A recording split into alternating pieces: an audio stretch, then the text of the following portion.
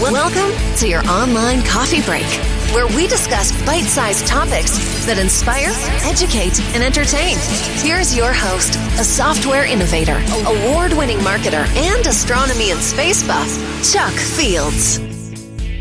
Hello, thanks for joining me today for your online coffee break. Today I'd like to welcome my special guests, Clay Stevens and Dillon Hill. Dillon and Clay run One List, One Life, a unique organization that helps make bucket list dreams possible for people with cancer. One List, One Life has been featured in the Washington Post, Fox News, NPR, and BBC. They're making changes in people's lives, and they've also worked with creators and amazing companies like Red Bull, Buzzfeed, Jack in the Box, SpaceX, and many more. Online coffee break. Clay and Dillon, thank you so much for joining me today. Really appreciate it. Yeah, thanks for having us. Now, I love this story, and it wasn't that long ago in just 2017 where you guys had some news from a friend of yours. I was just wondering if you could share that story a little bit for our audience. Yeah, so Clay and I, we've been friends since second or third grade, a very long time. Wow. And we had made another friend in fifth grade. His name was Chris. He moved into our elementary school. So essentially the three of us had been friends for a really long time. Not necessarily the three amigos, but friends. Chris was actually diagnosed with cancer for the first time, leukemia. That fight was a relatively quick one. He overcame it. Mm-hmm. Then fast forward to 2017, he was re-diagnosed. The doctor said it was back, 15 odd years later. Cancer's back this time. It's progressing at a rate where we are very concerned. And it had basically become resistant to medication as well. Yeah. So it was like, there's no medication that's going to... Bad situation. Yeah. And essentially they gave him a year to live. And Clay and I, Chris had called me in particular and told me that before his mom even, which was shocking. But yeah, he told us that he had a year to live. And wow. Not immediately, but relatively quickly, our reaction was, okay, how are we going to make that the coolest year possible? And so I had dropped out of college a couple weeks after that phone call. A couple months later, Clay had left his job. And essentially, we started making YouTube videos where we said, hey, our friend Chris, this is who he is. This is our experience with him. He has a year to live. Will you guys help us experience our bucket list? And that video went super viral. We were able to do a lot of things, pretty much anything on our bucket list. You got a lot of space stuff in the background. We actually went on a tour of SpaceX. We did backflips in helicopters. We met Danny DeVito, all this really cool stuff. The biggest one for us was kind of it was about 6 months in. So in the back of our head, we were getting very concerned of the reality of the situation. Right. We decided we would try and cross number 4 off, which number 4 on our bucket list was to break a world record. And we set off to break the world record for the most amount of bone marrow donor signups. Right. And we came up with this whole thing called Lemons for Leukemia and just basically rallied the troops, all of our YouTube community and everyone that was aware of our story from when we went viral and said, hey, guys, we're trying to get as many people to sign up for the bone marrow registry. And in one day, we had nearly 4,000 people sign up. Wow. To donate their organs, which is a weird thing. The way you phrase that is so funny. It's just it's really weird when you think of it on like a basic level. It's fascinating. Yeah. But then that brought overall we inspired over 11,000 people to sign up for the registry. Oh my gosh. Wow. And a few months later we came to find out that one of those people that was watching our experience on YouTube, they were a match for Chris, and essentially I like to say our YouTube subscribers saved his life. What a blessing. It sounds so silly, but we still don't know exactly who it is. We don't know they who can't it is, release yeah. their identity until like 2 years after or something like that. Yeah, but there's somebody in Europe, which was really interesting too. So. That is interesting. Yeah, super cool. Yeah, so Clay and I, we were extremely inspired by that. We experienced what we consider sort of like the strength of social media, the strength of YouTube, all that sort of stuff. Right. We realized that, hey, this is something that can really change people's lives. Like, it changed our life. What if we can apply that and help other people? And, let's take this momentum we built with Chris and let's help other people with their bucket list. And let's try and build a community around. I mean, there's so many influencers and so many millions of people following and all those sort of things. But what if, like, we went out there and we genuinely tried to make a difference in someone's life? Not just feeding a homeless person for a 15-minute video, but like genuinely spend a lot of time with people that need help And we kind of rallied together to help these people and tell their stories and talk about what we learned and all of the things associated with helping people. So now we make a video series where we help cancer patients with their bucket list. And see, I think that's just incredible. Now, how long was it before you started opening up, I guess, to other people who had cancer and for a bucket list for them? I think pretty quickly we had thought of the idea. I think the entire time we were all very humbled by the experience, and we never felt like we deserved any of it. So we were always thinking of like, okay, this should go to someone else. Well, that was actually a item on Chris's bucket list. That's true. Really? That was there from the beginning, was like, because we worked, all together to kind of come up with items. And that's what happens a lot with people that we work with, is we kind of come to them and it's like, oh yeah, do you want to live out a bucket list? And a lot of times they're like, yeah, but they have trouble coming up with exactly what it is, because it's like such a broad statement. It's like, they come up with one or two, but then it's like, it's just so much to think about. So we help them, like ask them questions and so forth, just like, what are the things you love to do? What are some of your interests? And then kind of make really cool experiences out of that. And so that was an example of how that worked out with Chris. So it was kind of always tossed around. And then I would say probably around the time that the world record occurred was when we were like, okay, let's look into, and we had people reaching out and so forth, and had seen people that were in similar situations, and we're like, why don't we look into making this an opportunity for other people and see how it would work out that way. See, I think it's incredible too. And Chris, how blessing is that he has these wonderful friends that you guys decided to take off school and just dedicate your life to helping him. I just think that's incredible. That says so much about you. Yeah, well, thank you very much. Appreciate it. Well, sure. Now, you mentioned, of course, you did a video series. What made you decide, let's document this on video? And I love your videos. I think they're fantastic. But what drew you in that direction? Me personally, I grew up watching YouTube as not only like a form of entertainment, like everyone is these days, but I think I'm generally a pretty quiet person, and YouTube was a way for me to it was a little bit more than entertainment. It was the inspiration that I had as a kid. At the time, I still am big into video games, and there are all these people that were playing video games, and now they're have huge communities and stuff, and they kind of broke out of their shell, and YouTube allowed them to do that. And that's something that was kind of what we were doing in a sense. It's like, we're in this situation that's really scary. We don't know what we're doing. It's terrifying, but it seemed like a way for us to kind of use work with these people that were watching us, and they inspire us, we inspire them. And it's kind of this relationship of, it's just really personal, I think, is the biggest thing. Is it clear, it's better than like, say we could have done like a blog, right? Right. First of all, we're not good enough at writing to make that a good blog. But secondly, it's less personal, like we look into a camera and we see the people watching our videos, and when they look at a screen, they see us. And it just seemed like a really simple way to connect with people and communicate the things that we were trying to communicate. Whether or not we did that successfully, that's another story. But well, I don't know. I think it's a good testament, because these things, you make it look easy, and I know it's not tough. You've done some pretty amazing things. You mentioned a couple of them. I was just wondering if you could tell a bit more about some of what you would consider the most outrageous things on a list that you were like, wow, I can't believe we actually did this, or we're doing this. I mean, the one that stands out to me was the helicopter, because that one was like, it wasn't like the most, it wasn't the most outrageous in the sense of like crazy, like whatever, but it was the most terrifying. Yeah. So we had Red Bull basically they own like a fleet of like basically planes and helicopters that can do gymnastics. Right. Like it's all these like and they have like skydivers on staff, which must be a real insurance. Well, actually, the context was we reached out to Red Bull because Chris wanted to skydive. That's what it was. Yeah. Okay. Nice. So we reached out to them, and they help us fly down to this airfield to go skydiving during this air show with their specialty team.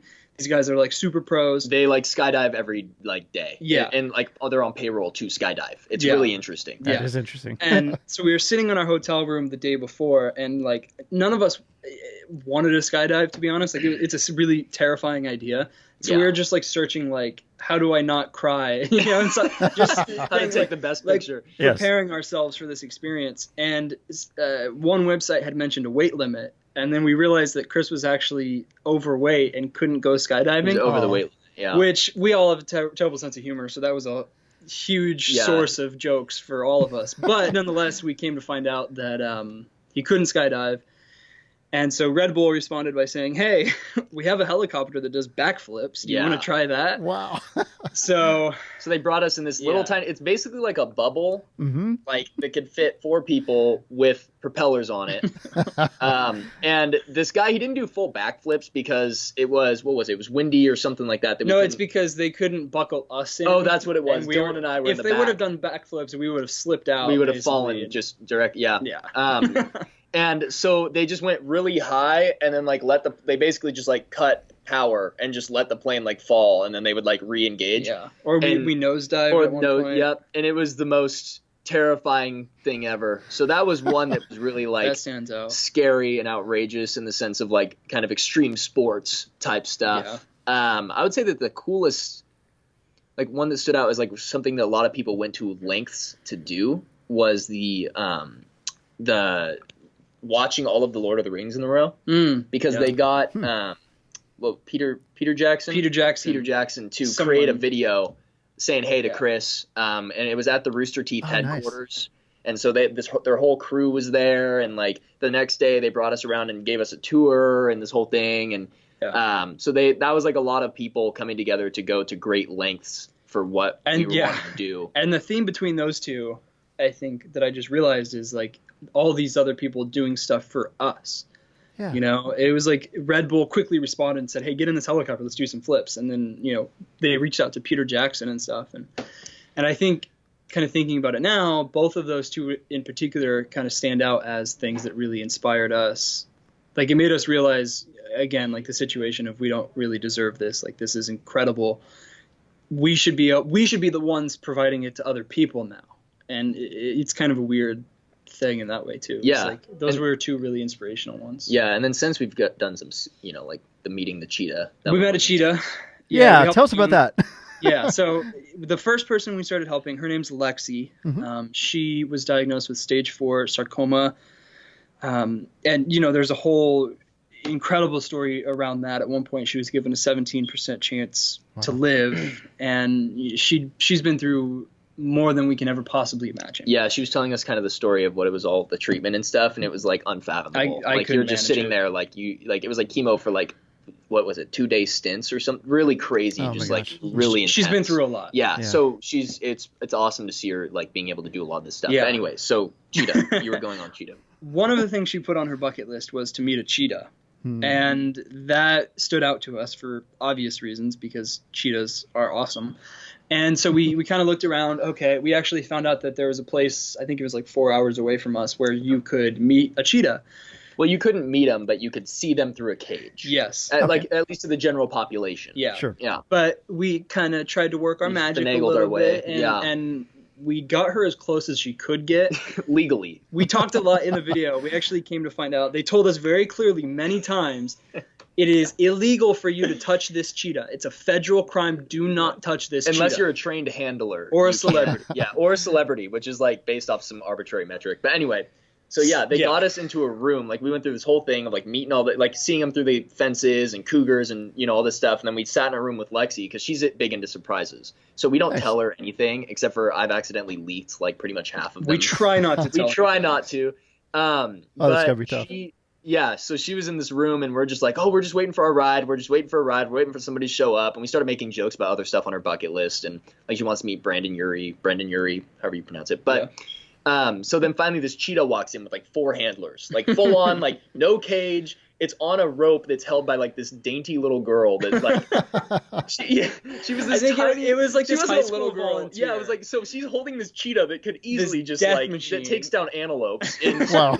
And so Lexi starts freaking out, is all excited, and like just it's super cool. And then we're recording, and so this cheetah is like pacing around in this room, you know, just like confused by everyone. And so there was like 4 times that it was behind one of us, and we definitely thought it was going to take us out. We had to, our goal was to, you know, record Lexi enjoying this moment to share it with people.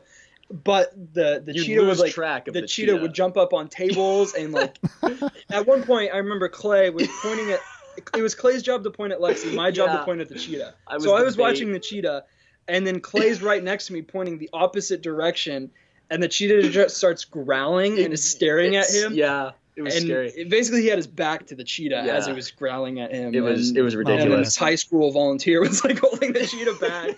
No cheetah. Yeah, but Lexi had a really good time, I and bet. that was like, she loves animals, so we've had her meet. She's met cheetahs. She swam with dolphins. She's gotten. What was it? What was the actual? It was she Play with a pile of puppies. played with a pile of puppies, but they called it like Yep. they called Smothered it something in. smothered in a pile Yes, of puppies. I saw So that. yeah, so she's like a big animal lover, so that's all been super cool to do, and just see her reaction to all of that. It's just been so fun, and then so those are kind of a series of the major ones that stood out to us. Yeah. See, that's wonderful. And that had to mean so much to her. Now, obviously, Lexi's story is amazing. You also have talent, and Yeah. I'm wearing a shirt right now. Those of you who are watching, how do you find these incredible people?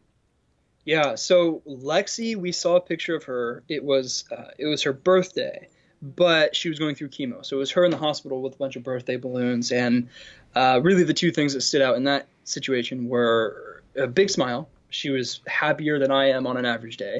Nice. And a big bald head, like super shiny bald head. Mhm.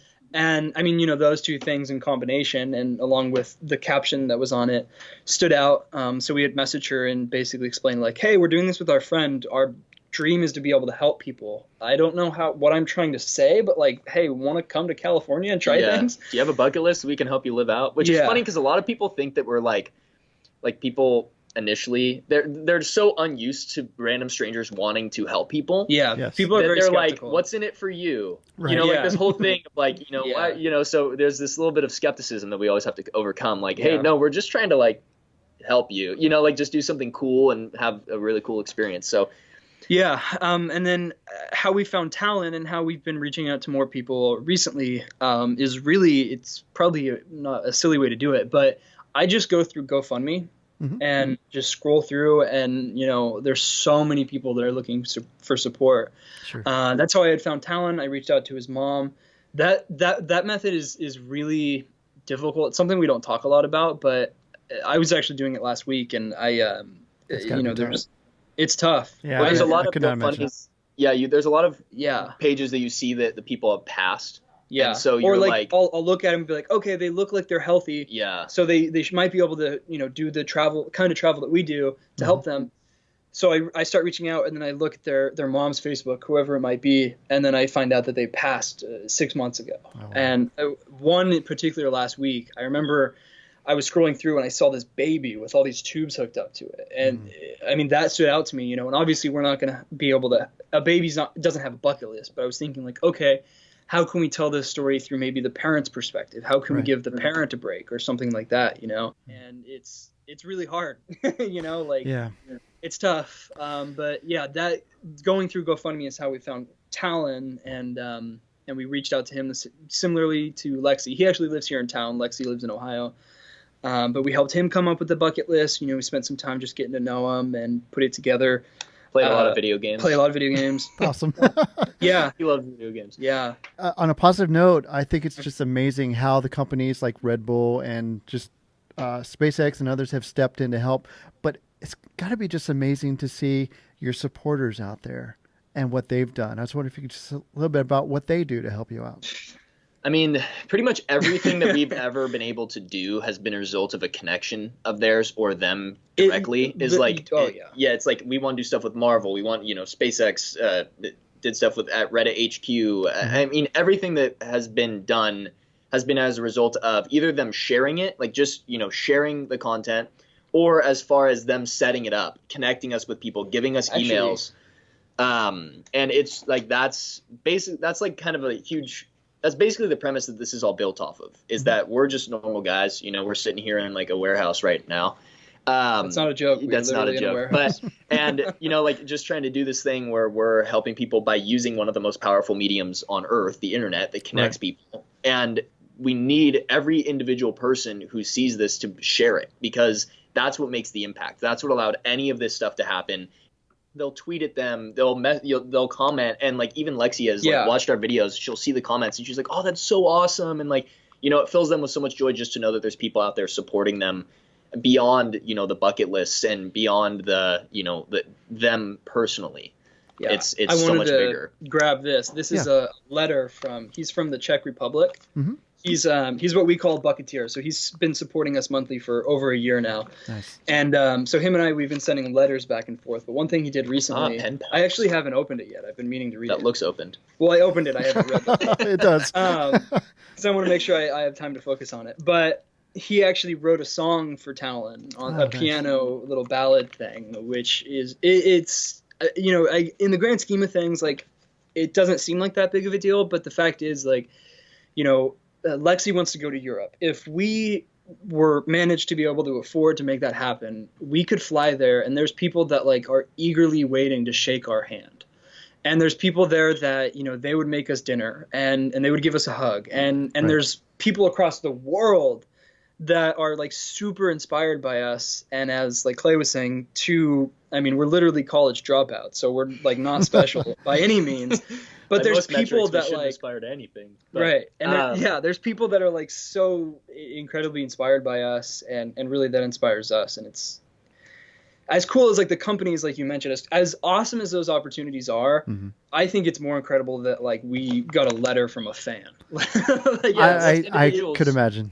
Yeah, it's incredible. It's people taking like one of the most valuable resources they have, the time, their time, Right. and giving it to us to watch the videos, to share it, to connect us with people. I mean, like we've realized going through all this, it's very hard to get people to take action, to connect us with people, to give, anything. So when people do, it's like one of the most valuable things that we could possibly imagine. Yeah, it's incredible. Yeah. Now, for the people out there that are listening right now or watching right now, how can they help? How can they find out more? The quickest and easiest way to help, and I think anyone can do it, is to just subscribe on YouTube. And, that sounds kind of like a cop-out, but really, like we were just saying, I mean, having people a part of this journey is so essential. Like just having them to help inspire us, to help inspire the cancer patient, and in some situations to help make a dream possible is hugely important. If someone is really motivated and they want to help a bunch, they can head on over to our website, onelist1life.com, and there's some opportunities there. The biggest way is to become what we call a bucketeer, which basically just means they support us monthly, $5 to $35 a month, and that helps us continue doing this. People who give $35 a month, we give like the T-shirt you have on now, things like that, because that. And That is my favorite T-shirt. we write thus letters. far, I must That's say. all. It's awesome a super t-shirt. cool. It looks one. good. I love it too. Love the rocket too. Yeah, Yeah. right. That's that. So every shirt that we have is designed and inspired by the person that we're working with. Yeah. So they basically every person for whatever reason, they always draw it out on a piece of paper. I guess that's the easiest way. But they draw out what they want on a piece of paper, and then we go and like get it kind of designed and put into a shirt so that it's not just a piece of paper. And then that's what we release. And so those that each one is inspired by the person that it supports. So See, I love that. And you two are definitely making a difference. And Dillon, Clay, I just can't thank you both enough. We wish you best of luck with One List, One Life. Thank you so much for taking time to join us today. Really appreciate it. Thank you. Yeah, thank you for your time. Online coffee break. One List, One Life is an amazing organization with an incredible purpose. If you'd like to find out more or show your support, just go to their website, onelist1life.com. I want to thank Clay and Dillon for joining us today. I want to thank you for joining us as well. If you'd like to comment on today's show, just go to our website, onlinecoffeebreak.com, leave a comment there. We'd also love it if you'd follow us on Facebook or Instagram at Online Coffee Break. We'd also really appreciate it if you'd share this episode with a friend and rate us on your favorite podcast application. Thanks again for taking the time to join us today. We'll see you next time. God bless.